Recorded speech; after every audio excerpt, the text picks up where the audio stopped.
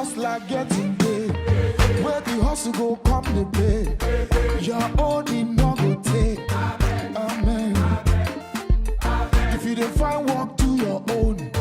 God self go do his own. And flesh go cover bone. Amen. Amen. If you believe it, say amen. If you believe it, say amen. If you believe it, say amen. Amen. Amen.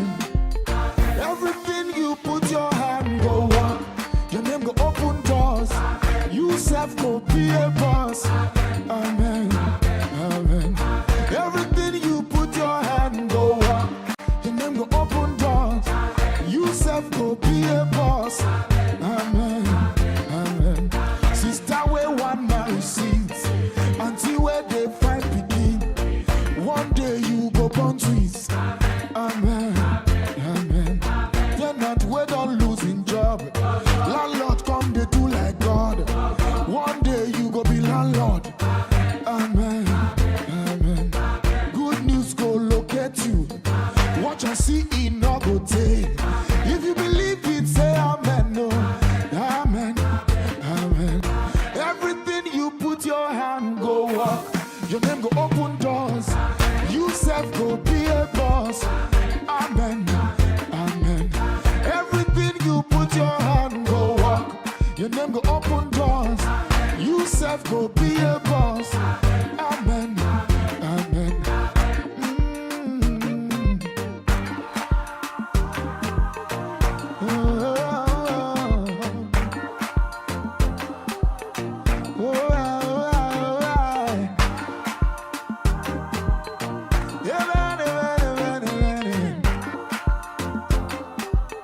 Long life go follow you.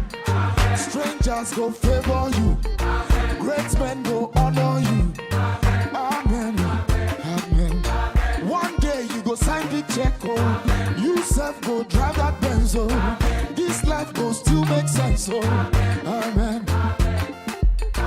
Your children go make you proud. Oh. Bad people no go pull you down. No. One day you go run this town. Oh. Amen. Amen. You self go spray me money. Baby go call you honey. You self go host the party. Amen. Amen. Dangote go be your friend. Otedola go be your friend. Adenuga go be your guy. Amen. Amen. Elubelu go be your guy. Abdusamad go be my guy. Rabbi you go be my guy. Amen. Amen. Your life no go end in shame. Your business go bring you gain. If you believe it, say amen. Amen. Amen. Amen.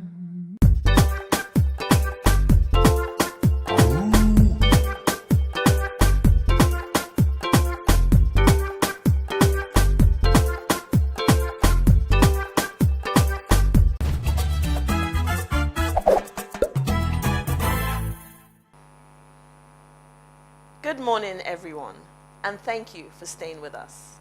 What are your everyday triggers? You know, those pressures that start when you wake up and don't always finish when you go back to sleep. And in some respects, they carry until the next day.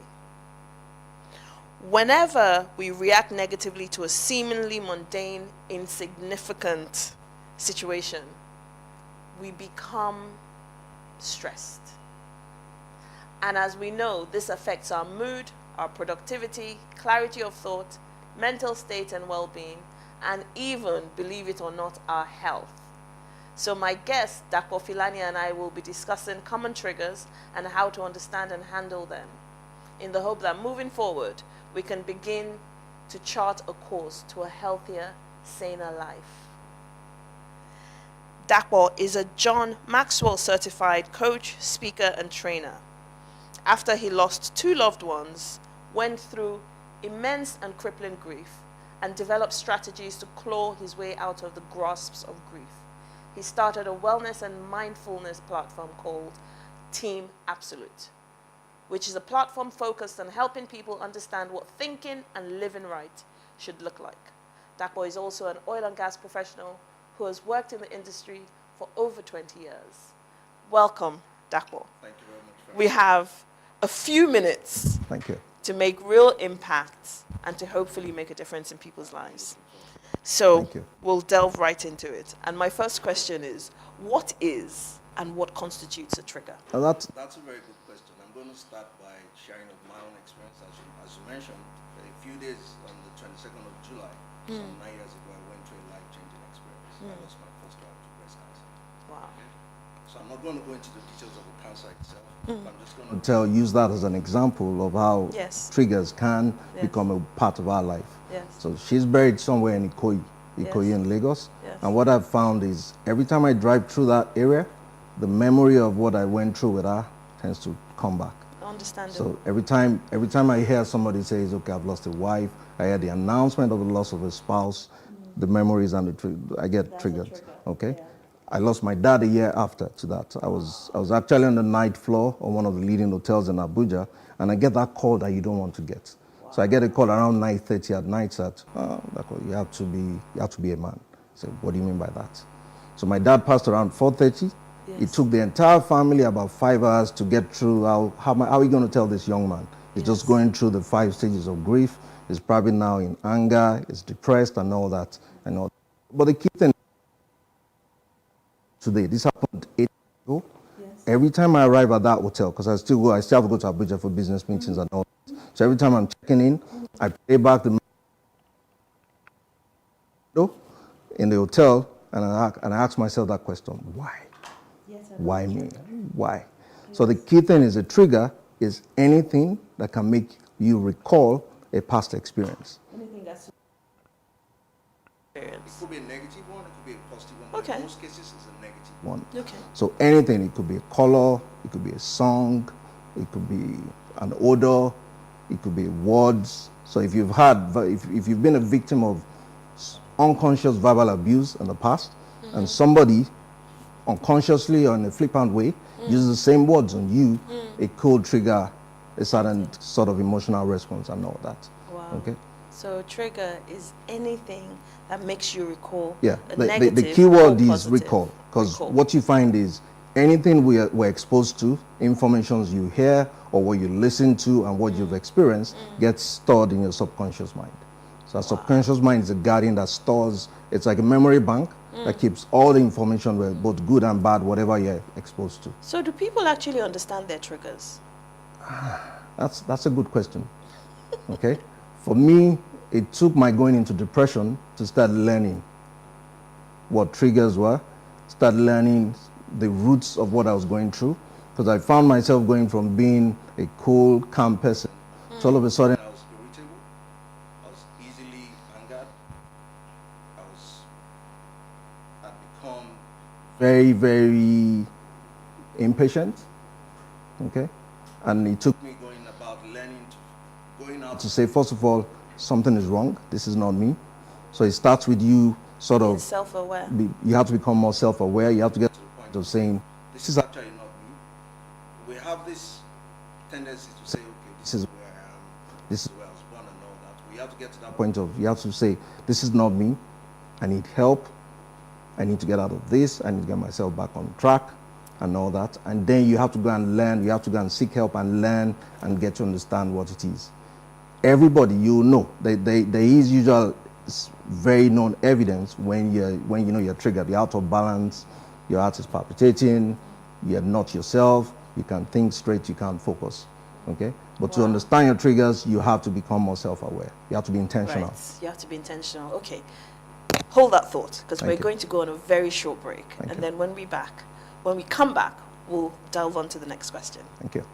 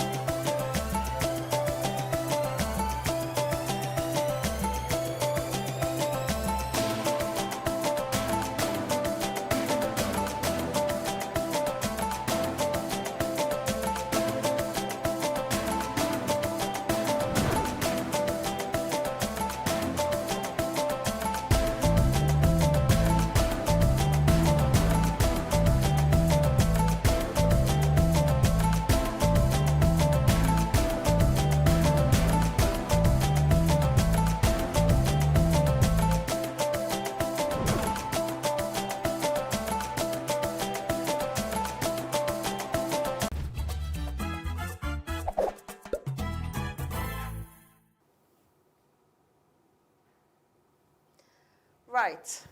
Thank you so much for staying with us. So we were talking about being self-aware Yeah. and being intentional. Yes. So here's the thing now. Are there any proven mechanisms for handling triggers? Yes, there are proven mechanisms, but you have to go and find them. How? Okay. The first thing is from you being self-aware and you taking notes of, okay, what kind of environment makes you react in certain ways? What kind of words make you react in certain ways? You have to get to the point of going to seek out for it. So in my case, I had to learn how to do a few things different. So I was told, because I was already in depression, I was already in the depressed state, I was advised. What is depression? Let me just segue. It's a state whereby you have. I was blessed with a good. I'm blessed with a good job. I work in a very good environment. I'm blessed with a good support system. I had my family around me. I had everything. So on the outside, I was good. Okay. So if you see me on a Monday morning, I'm looking my Monday best, but I'm dying inside. So it's that state whereby it's a state where nobody else apart from you can relate to. Everybody else around you feels you're good. Everybody else tells you, you got to be a man, you got to take this, you got to keep moving. Yes, you do that. But you know, deep down me, I had no interest in the world about anything else. I had absolutely no interest in anything external. But I kept myself going. And one thing I have to say that kept me going at that time was my kids. So I was blessed with 3 good kids. I kept saying, okay, for the sake of these kids, I have to find a solution to this. So depression is that state. It's internal. In my own case, it was internal. It wasn't obvious to everybody else. It was obvious to me that something in me was going away. I was dying gradually, silently inside. So what were the things you began to do differently? Okay. So I went through a period of 6 months when I was going in and out of hospital. I had back pain. I had all sort of things. My body was exhibiting a lot of stuff. Because typically when you internalize pain, your body is going to react.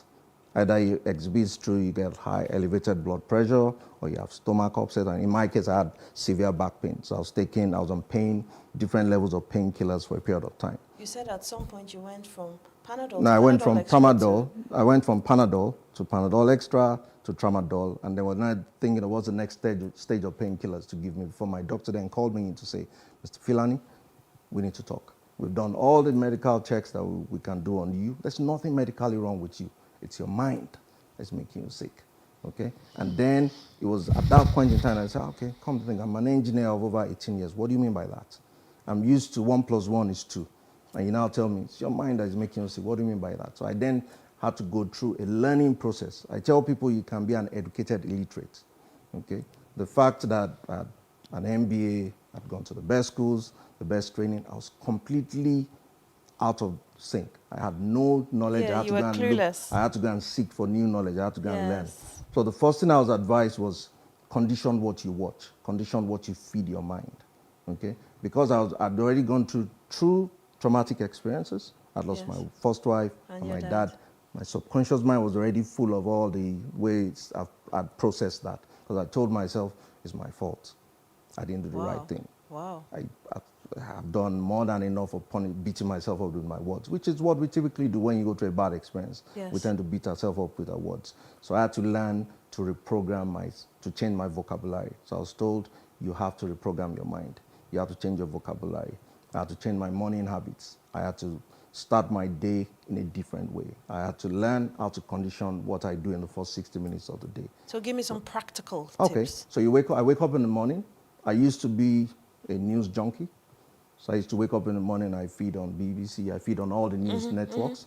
So by the time I'm getting out of the door in the morning, I'm loaded with information. I'm very current about all the bad things in the world. So the first thing I was told to do is, you're already in a bad state, you have to stop that habit. So you stopped watching So I the stopped news? watching the news. Wow. Completely. Stop watching horror movies, stop watching anything that is violent, anything that is negative. Because what those things do is that it then tend to trigger that part of you that is already in a bad state. So I changed that. Then I had to learn how to do mirror work in the morning. So I stand in front of the mirror, I start telling myself, I'm blessed. I've gone through a bad Positive experience. affirmations. So you do positive affirmations, positive self-talk. I pray, meditate. I learned the act of meditation. And meditation is your ability to bring yourself into the present moment and process what you've gone through. Okay? All these things sound great, but to an average Nigerian who's never been out of the shores of Nigeria, it sounds like Oyinbonese? Well, in my case, it was a life and death matter. Okay? So the sound, it's not beyond the reach of everybody else. We do it one way or the other. Our mind will be programmed. So our minds will be programmed anyway. So it's just a function of what you expose your mind to. So again, to go back to average Nigerian, Yes. a lot of people will say, this person is behaving like an Oyinbo person. No, na Naija we know they do all these things when they talk. What do you say to that person? To the Because average Nigerian, everyday triggers every day exist. we're all brought up to wake up in the morning, we pray. Okay. Growing up, we didn't have social media, we didn't have the prevalence of information around us. We were brought up to pray. So that at least prayer is part of our day-to-day learning. Okay. So you wake up, you pray. Okay. So it's about doing simple things in the morning that allows you to condition your mind, body, and spirit. The spirit we go through naturally. So we all know that, okay, wake up and pray. To the average Nigerian, what I'll say is this. What I learned how to do is take charge of your mornings, take charge of what you do in the first 15 to 20 minutes of the day, because that shapes the color of your day, that puts you in the right frame of mind to tackle the challenges of the day. Are there any guarantees that you won't face any challenges today? No, we will. As far as you're living and you have blood flowing in your veins, you will face it. But the key thing, which you find, which I had to learn how to do, is about priming your mind, body, and spirit in the morning. And that's about doing, you pray, okay, you read, you study, you meditate. What if you say you don't have time? You start work at 8 a.m. Okay. You wake up at 5 a.m. You have to get the kids ready for school. I hear you. You don't have time, you wake up, but in your commute, you can listen to audio teachings. It's okay, you're in public transport with lots of people in the bus. I'm throwing all these scenarios at you because this is real life for us. Real life for us is, in my case, it was a case of I had to go through all that to survive. In day-to-day life, it's about you finding out what works for you. Okay. So if you have to, for instance, you have to get to work at 6 o'clock in the morning, so you have to leave your home early. You may not be able to do it before you head out, but find 5-10 minutes for yourself. So it's about being intentional and purposeful. It's about being intentional. It could be that while you're in the bathroom, while you're having your bath, or that private space for yourself, you can be playing an audio tape in the background. Or so positive affirmations. Yes, you can be doing that. So you have to find a mix of things that work for you. So naturally, we do have natural things we have to do on a day-to-day basis in the morning that can compete for your time. But what I'll say is this. The moment your mind discovers a new way of living, and the moment you discover the importance and the benefits of doing it, it becomes a natural thing for you. So it's about being intentional at first. It's not going to be easy. For instance, I'm 47 years. That means I have 47 years of programming, 47 years of experience, 47 years of what I've learned from my uncles, my aunties, my friends, and my environment. So if I want to change, if I want to adopt a new way of living, it's not a microwave thing. There's no easy bullet. You have to then gradually learn to do things different. So you start your day in a different way. If you usually wake up at 6, and you know from 6 o'clock to 8 you won't have time, maybe you want to go to bed early and wake up at 5:45 and give yourself the first 15 minutes to invest in yourself, that in such a way that it puts you in the right position to deliver all the things you want to deliver for the day. Okay? That is awesome. It's about making yourself the first priority. About making yourself the first priority. And I remember when we were catching up, you had said, I'd asked you about, could it be seen as being selfish and self-centered? And you said, no, it's about self-care. It's about putting yourself first. The thing is, I'm a father. I'm blessed right now. I do have a wife, and I have 4 kids. Yes. And there's an expectation that they have of me. I have to deliver. So when my daughter gets on the phone and says, Daddy, get this for me. Daddy, I want to do this. The expectation is I'm going to deliver. Okay. There's an expectation as a husband. There's an expectation of me at the office. Yes. There's an expectation I have of myself. So how does that affect? So the thing is, the fact that you know that you have to deliver, you can't give what you don't have. Okay? Very true. So it's not being selfish, it's actually putting yourself in a position, priming yourself up so that you can meet the requirements, put yourself in a position that you can deliver for everybody else around you. So initially it could feel as if, okay, why is he stepping away from all of us in the morning? Why is he it could be seen as being selfish, But I see it more as self-care, which at the end of the day is selfless, because you're being selfless. You're priming your mind, body, and spirit. You're getting yourself in the right space to function. Because let me give you an example. So I get a call on a Sunday that somebody has lost his wife. I then get into a bad state. Okay. In that bad state, I can't perform. I get out of balance. I start brooding over the past. I can't meet the requirements of the family. I can't do what I'm meant to do on the job. I can't, in life you can have reasons or results. Reasons typically don't count. So I can't hang on to the fact that I'm in a bad state. I'm not going to do what I'm meant to do. Okay? So that's intentional way of living in the morning, for me, is your way of preparing yourself to take on the challenges of the day. Wow. And they will come. Wow, yes. So I'm now going to go on to the challenges of the day. Right. Most Africans have at least 2 or more domestic staff. Yeah? And a lot of people, including myself, sometimes overstep and speak to their staff in a way that is unpleasant. And this stresses the employer of the staff out and the employee as well. Yeah. How does one deal with this? Because this is part of everyday triggers for the average African person. Okay. I'll place, I like the example you've discussed and you mentioned in terms of domestic staff. Okay. It's, let's play a typical scenario. So I go hang out with my friends. Maybe like 5 of us were talking, and one of them shares his own experience about a bad experience with domestic staff. I employed one. She's always getting on my nerves. She doesn't get things right. She doesn't do this, blah, blah, blah. Yeah, then one of the people in the group will now say, you have to be firm. You have to be strong. I know I treat my own domestic staff this way. You don't have to treat them, blah, blah, blah. What you find is, at that moment, unknowingly to you, they've sowed a seed in your mind. Okay, so you've participated, you so unconsciously taking somebody else's opinion as a fact, and it's registered in your mind that, okay, this is how domestic staffs are. Okay, it doesn't take effect in that moment.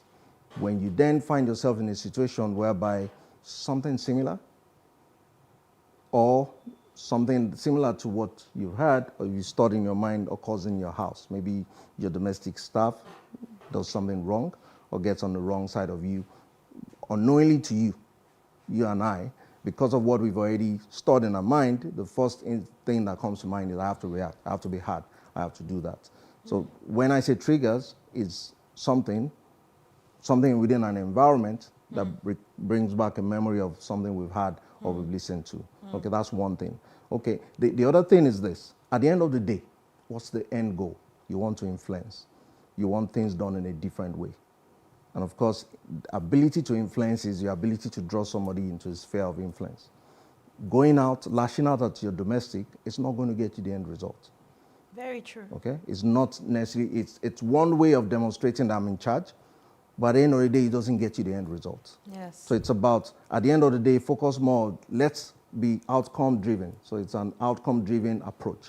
What's the outcome I want? I want, at the end of the day, when I step out, I'm going to leave this domestic staff in charge of my house. Okay. So that house that you invested in, your children and everybody else, you're going to leave in the domestic person in charge. You want that domestic to be in the right frame of mind. Okay. Yes. The other way to look at it is that domestic staff that you have is an individual. What's going on in his or her life? Empathy. Empathy. Do you understand what is going on? There's a why behind why any normal individual would not just go out and be rational. There's some exceptions to the rule, okay?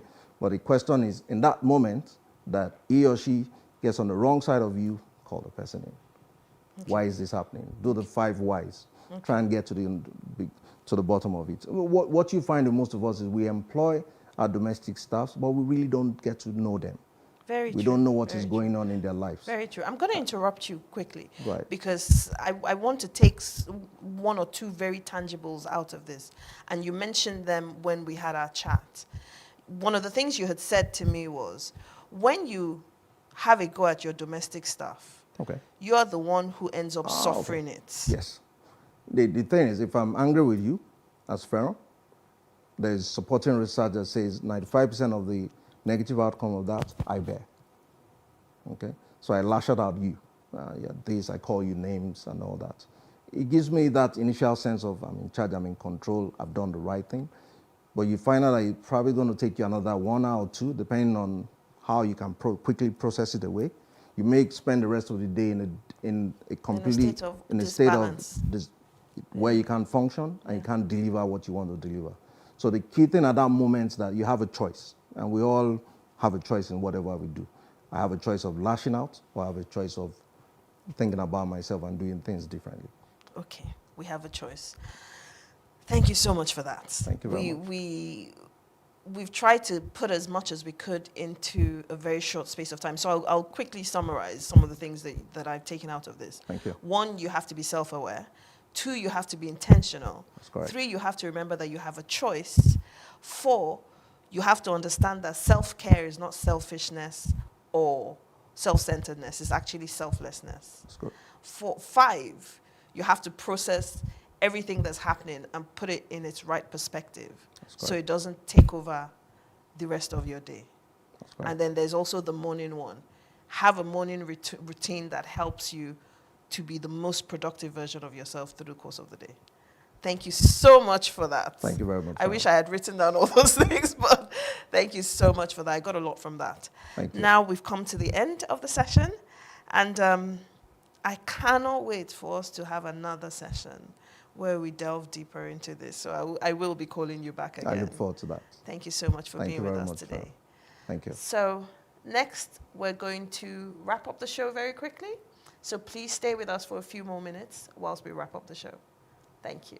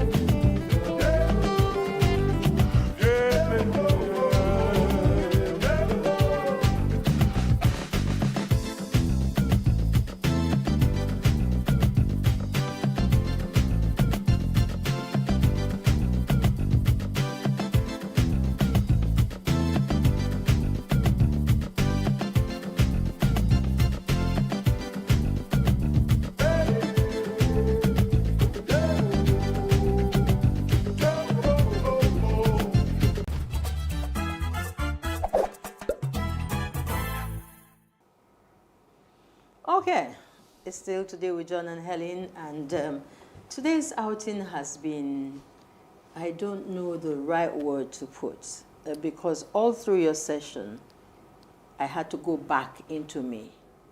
You know, maybe because of where I am at this particular point in time, and I could really identify with a lot of the things that he was saying. And at the end of even this morning, driving to this office, I had to begin to say a lot of things to me, you know, to myself. The negatives were more, but I had to begin to say to myself, begin now to remember to clean your mind with the beautiful moments, you know, with the dear ones who had passed. And that's just one scenario. So many other things happened. And for human beings, we tend to, you know, ponder more on what would make us weep and what would make us cry and what would stop us. And so I really was so you identify, almost, I identified a lot with him. And I believe that a lot of our viewers out there also could identify with where he was, what he needed to do to get out of it. It really is a choice. It's a tough one, but it's a choice that needs to be made. So it's good to know that, because that was the intent, the purpose of the program. So the Your next nuggets. intent is for me to give you my nuggets. Go ahead, John. And the nugget for today is this: don't talk at your audience, talk to them. Don't talk at your audience, talk to them. You see, we always fall into this habit of talking at people. And talking at people is different from talking to them. And that When you connects talk to at domestic. them, you stress them up, okay? And you generate a negative environment. So we have to be very careful. And again, remember that even your body language, you know, is part of this talking at audience. When you point at them, point that way, point at them, you know, and sit in a particular fashion, you're whipping up negative sentiments on the other side. So we have to be very careful what we say, the words we use, how we use them, you know, and Yes, I must say that reduce stress. Yeah, I must say that your nuggets are always very apt, Thank you. because a lot of us talk at our staff, Yes. and then our staff become defensive and react negatively, which then affects us comes and back to creates us. more stress for us. For And ripples through the course of the day, and then we have a stress-filled day. Yeah. So Very, very apt. don't talk at your audience, talk to them. Talk That's to the them. nugget for today. And to add to what you just said, and then at the end of the day, we don't get results. Exactly. We Like don't get Dapo said, results. we don't Yes, get results. We don't get results, Yeah. and we It's- need it's to a be waste of nice. time. We need to be nice to people. And he talked about something, support system, very, very key. Yeah. You know, when you're coping with life's everyday pressure. Yes. You know, Yes. all of Isolation doesn't help stress So that's of it? everyday life. Yeah, that. We need to wrap up. Yes. that's it for this week. Yes, it is. I want to thank our audience for bearing with the initial stressors that we had Everyday stress. at the beginning of the program. We're all still So- learning some things on Zoom. Pharaoh, Okay. would you kindly tell us about what's Next coming week. Next week. So next week we will be looking at brain drain and capital flight, which is about people exiting our nation, Nigeria. That is our topic for next week. So please tune in 9:20 every Saturday morning. All right, awesome. So that's the topic to look forward to next week on Today with John and Helen. Plus TV Africa is the channel to stay 24/7 on. I'm Helen Omaudele, and I'm grateful to God for life. And I'm John Senaya. And I'm Pharaoh Otomo. Enjoy the rest of your day. Bye-bye now. Thanks for being there. Bye.